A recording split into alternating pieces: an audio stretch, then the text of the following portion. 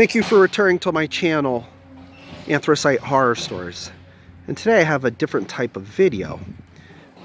This is the St.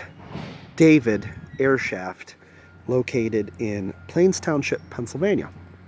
And what makes this airshaft particularly special to myself is that this airshaft in the 90s, late 90s, piqued my interest in anthracite coal mining as a whole. And as you can see, there's construction equipment, and unfortunately they are reclaiming this site just like many other sites, constantly falling to the wrecking ball in the northern anthracite field. It's kind of a shame in my eyes, but it is what it is.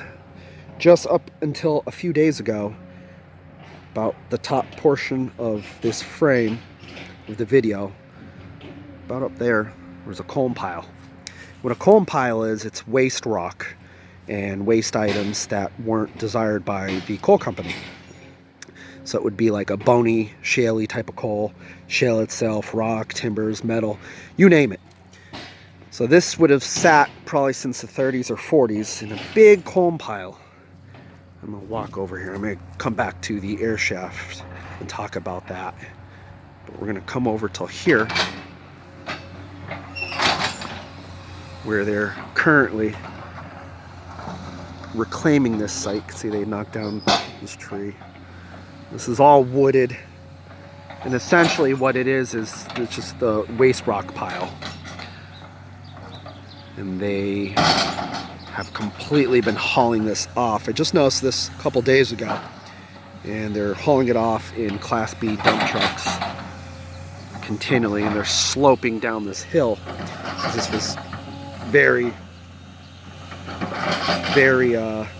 differing in contours of the coal pile itself. It was not uniform. It was just like a hodgepodge of coal waste. So they're flattening it out and sloping the hill itself. Apparently they're going to put a Dollar General there. But to get back to this airshaft, this was the St. David Airshaft of the Enterprise Colliery, owned by the Lehigh Valley Coal Company. I'm going to do a quick panorama here. This is St. David Street. And this just shows how wild the northern anthracite field is in the Wilkes-Barre-Scranton area, because you have these mine openings located around such highly residential areas. Now, these homes were most likely owned by the Lehigh Valley Coal Company itself, because their breaker was here. So people had to get to work easily. So they would have just walked back over here about a half a mile, and breaker was there. That was a long gone coal breaker. I don't even think the coal breaker was there during World War II. But this was a vertical airshaft, again, operated by the Lehigh Valley Coal Company. And it's, again, named St. David because of St. David Street, and that's also St. Mary Street. And I grew up a couple streets over on St. James Street, all named after the saints. Go figure. But it's a nice little thing about the immigrants and being a Roman Catholic community overall, for the most part. A lot of respect to the church itself, which is something you don't really see today. But I digress. But again, up until a few days ago, on the top portion of this frame, the video, all the way up there, that was calm. It kind of upsets me, because every year these sites just keep getting destroyed throughout the Wyoming Valley in the name of progress. And it is what it is, it's inevitability. But this was a vertical air shaft, so this would have let fresh air into the mines to obviously get air down to vent, the workings themselves and the gangways and the tunnels, and to help vent out byproducts from blasting, such as white damp, and also to vent methane, which is natural gas. It was explosive. So this was one of the lifelines to the mining operation itself. Now, This was backfilled a long time ago. I'm assuming probably in the 60s or 70s. If you look underneath this breaker screen, and I'll talk what breaker screen is in a moment, it's a triangular shaped thing there. There is just a backfilled, it's just plugged with dirt, almost up to the current level of the ground here, and there's mine rail on top of that. Now back in the day, that would have obviously went vertically down like an elevator shaft, and it would have just been voidage for letting air in and out.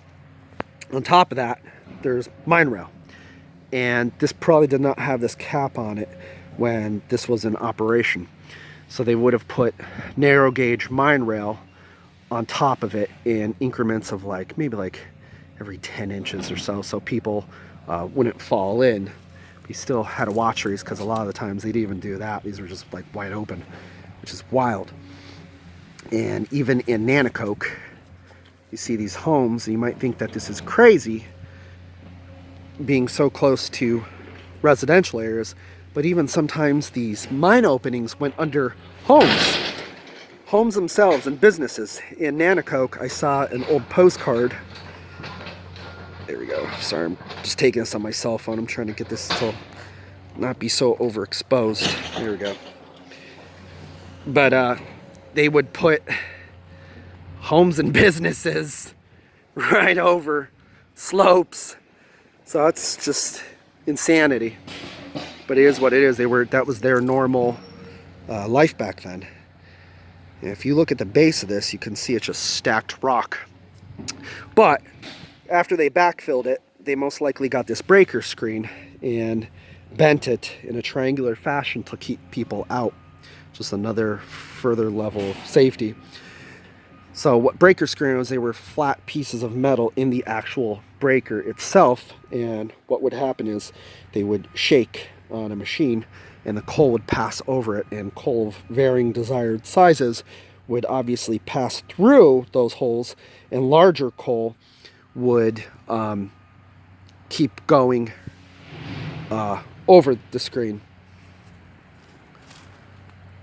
for other varying sizes. So they would like have a stove type of coal, steam coal, pea coal. My God, I'm saying peanut. Pea coal, nut, chestnut, all that, rice. So there was varying different sizes of breaker screen. Now this one's pretty big, so I don't know if that was chestnut, but basically breaker screen was used out throughout the collieries and mines themselves as like a duct tape, because it was such a ready available type of metal. So in underground operations, they would fashion old breaker screen into repurposing type jobs. So you'd see like breaker screen in offices and stuff like that. Just where breaker screen wasn't meant to be, you will find it. And this is one such example of a duct tape like operation. So people wonder why they have property damage and holes open up and cause mayhem. It's because they build on sites like this, and that's just the nature of the Wyoming Valley, because it was so heavily mined, and this industry has been dead basically since the 50s and 60s, with the exception of strip mining. So people forget where these entrances are, and they will reopen in time. You'll never get rid of all these entrances, and just given enough time, rain and erosion, they'll open up. And back there, I saw there was a guy operating a pretty heavy bulldozer, and he's only about 7-8 yards away from this. So I'm thinking, oh my God, if there's a manway there or whatever, which would be like a parallel type opening, he could have easily fallen into it, cause a collapse, which has happened before. But what's special about this operation is this ultimately started my interest in coal mining as a kid. And about 12 o'clock, so dead ahead of my current frame on the video, there's a trail in its old woods of the Enterprise Colliery. And it was just back in the day, it was just part of the breaker operation. There have been openings and just mountains of coal waste, but it's reclaimed itself and there's trees.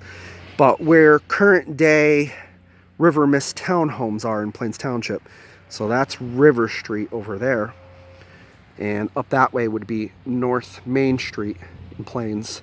In the center of those two roads back there, about a half mile, there's a condominium complex, and they're built like up in sections. So you can see that there's a gap in the condominium sections, and that's because the main haulage slope, which ran this way towards the Susquehanna River, because the Susquehanna River is about a mile that way, there was the main haulage slope of the Enterprise Colliery, again, Lehigh Valley Coal Company. And when they came across that in the early 2000s, when they were tearing down the woods, there was actually a fan house. And it's sad because the fan house, I wish I knew about coal mining back then, it was totally intact. I mean, 100% intact. And we didn't know what it was. And I remember opening a lid, a big steel lid that was a vertical. It was like in a big tube, and it was big. It was several feet wide, if not more. I remember seeing down into the mines and looking at the maps. That was definitely a fan house, and it had a fan opening, and that went right down into the main haulage slope. So, you know, not knowing what I knew back then, but then again, I was a kid, so I probably got killed. Would have loved to have seen that. But today, that wide open slope is now just a little piece of plastic pipe that actually sits vertically. You can never get down in that. It's not wide enough for a human. And there's wire on top. And they just, you know, don't want people parking on top of that, or something being built or placed on top of that, because that could definitely easily erode back open, especially since it's at a sloped angle, and it's just big, you know. You can never build over a slope like that. It's been done, but you're going to have property issues and also safety issues. So back there used to be a very Appalachian looking coal company home, and there was a legend that there was a dead man roaming the woods, and everyone referred to these woods as Dead Man's Hill. And all the hill was a coal pile. It was pretty treacherous, pretty nice little sized coal pile. And we used to go snow sledding down as kids, and you know, people around here illegally dump, unfortunately, and you crash into like old beer bottles and old TVs and you name it, just all types of garbage, and you get pretty messed up sometimes from the stumps coming up from the coal pile, where trees fell down or were cut down, and you wouldn't see it because there'd be so much snow, and you'd really get lacerated. So it was fun growing up in the 90s, mid to late 90s, just a different time. So it's sad to see like that old Appalachian house being torn down and the fan house being torn down, and this was just all woods recently, going all the way till River Street there, and that's all gone. And these sites are lost to commercialization. It is what it is. It's all in progress. I get it, but it's part of our American history that's just taken from us. I don't know what their plans for the St. David Airshaft are, but I would definitely advise not building on top of it, because you don't mess with verticals. In the house right behind me, I remember an elderly couple would come out and yell at us. They were from World War II, and you know, unfortunately, I'm sure they've passed on, but they would scream at us, "Get away from that, that's a vertical opening." And I remember being a kid just looking down, I could tell it wasn't much of a threat, if any threat, because it was backfilled. You could clearly see it being backfilled. But it was nice of them, because the World War II generation were used to these openings and knew the dangers of these openings, because often the men themselves were the miners and laborers and carpenters. But yeah, I just decided to come down here and take a photo of this, or a video of this, because this was really hidden before they took out this coal pile. It was just 2 or 3 days ago, and now this is going to stick out like a sore thumb. So I don't know what, if anything, will be done till that air shaft, because again, it is technically reclaimed and safe from the public falling in. But again, back there's just some like wire rope and stuff and pretty decent thick wood line back there, known as Dead Man's Hill. And again, the main haulage slope is built up in a condominium complex, but is backfilled and only has an access point. There's a small plastic tube. So these once great sites are just completely forgotten until something like this occurs, when they're being redeveloped and people rediscover them. So thanks for viewing, and I hope you enjoyed this video. Be sure to subscribe and like the video. Thanks.